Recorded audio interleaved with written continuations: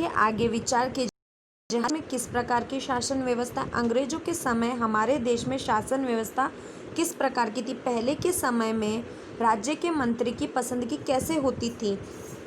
प्रवर्तमान समय की मंत्री की पसंदगी कैसे होती थी। चलिए गांव का शासक व्यवस्था। अब गांव में किस तरीके से चुनाव किए जाते थे। चलिए मध्यकालीन भारत में ग्राम संस्थाओं का महत्व अधिक था। ग्राम शासन पंचायत के हस्तगत था। उसका प्रमुख मुखिया या सरपंच था। गांव के संरक्षण और न्याय की जिम्मेदारी उनके सिर रहती थी।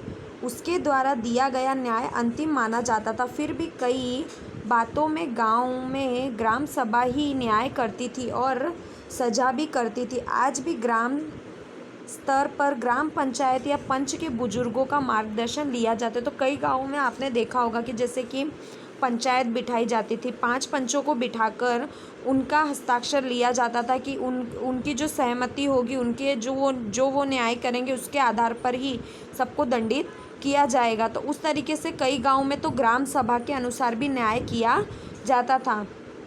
अब देखिए आज के टाइम पे भी बुजुर्गों की सहमति और उनका मार्गदर्शन लिया जाता है। चलिए अब आगे।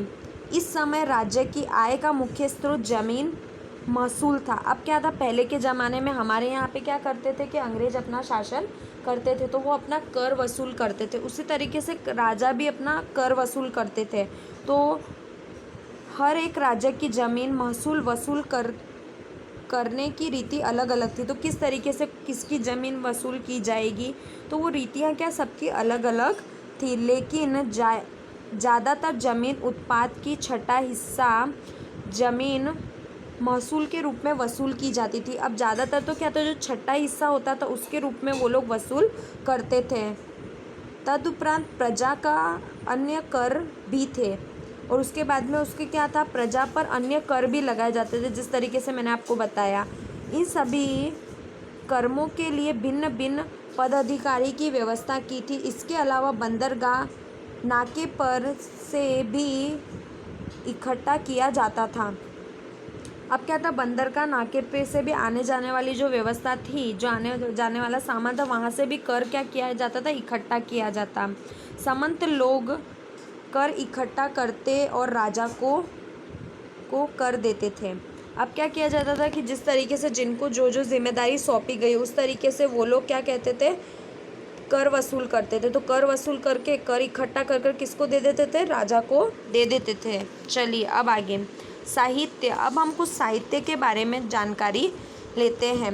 राजपूत काल के दौरान धार्मिक एवं अन्य प्रकार का साहित्य अधिक प्रमाण में लिखा गया। इस युग में राजाओं की और विद्वानों और विद्या को खूब प्रोत्साहन मिला। इस समय सांस्कृतिक प्राकृतिक तमिल, कन्नड़, तेलुगु और आदि भाषाओं को खूब साहित्य।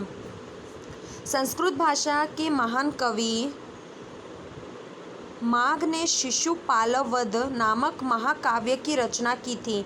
उसमें श्री कृष्ण ने शिशुपाल का वध कैसे किया था उसका वर्णन किया है। ऐसा ही और एक कवि श्रीहर्ष ने नल और दमयंती की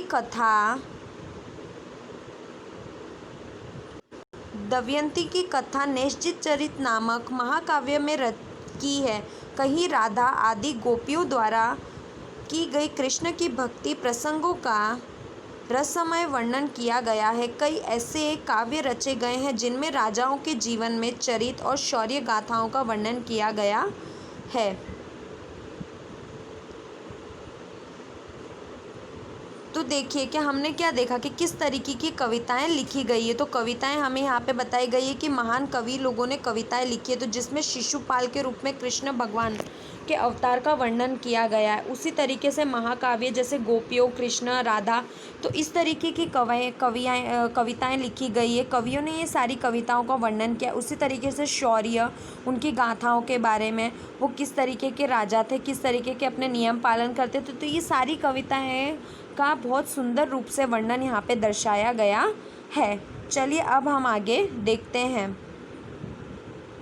देखिए उदाहरणतः गुजरात के सोलंकी राजा कुमारपाल के बारे में हेमचंद्राचार्य ने कुमारपाल चरित लिखा है। उन्होंने सिद्धहेम शब्दानुशासन नामक व्याकरण ग्रंथ भी लिखा है। इस ग्रंथ के साथ राजा सिद्धराज जयसिंह और हेमचंद्राचार्य नामक नाम जुड़ा हुआ है। उस समय पाटन शासन शहर में इस ग्रंथ की हाथी पर पालकी निकाली गई थी।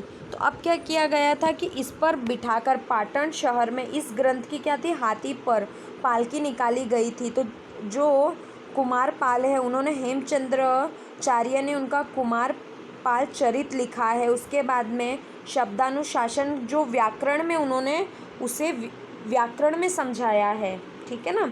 तो इस तरीके से राजाओं के बारे में भी बताया गया है। चलिए, कवियों के स्थान इस युग में नाटक भी लिखे गए हैं, जिसे भवभूति उत्तर रामचरित नामक नाटक लिखा गया। नारायण नामक पंडित पंचतंत्र आधारित हितोपदेश नामक कहानी संग्रह की रचना की गई। हमारी पाठशाला या फिर नज़दीकी पुस्तकालय में ऐसी कहानी संग्रह या लौकिक कथाओं की पुस्तक होगी। आइए हम इस पर वाचन पर्व की प्रवृत्ति करें।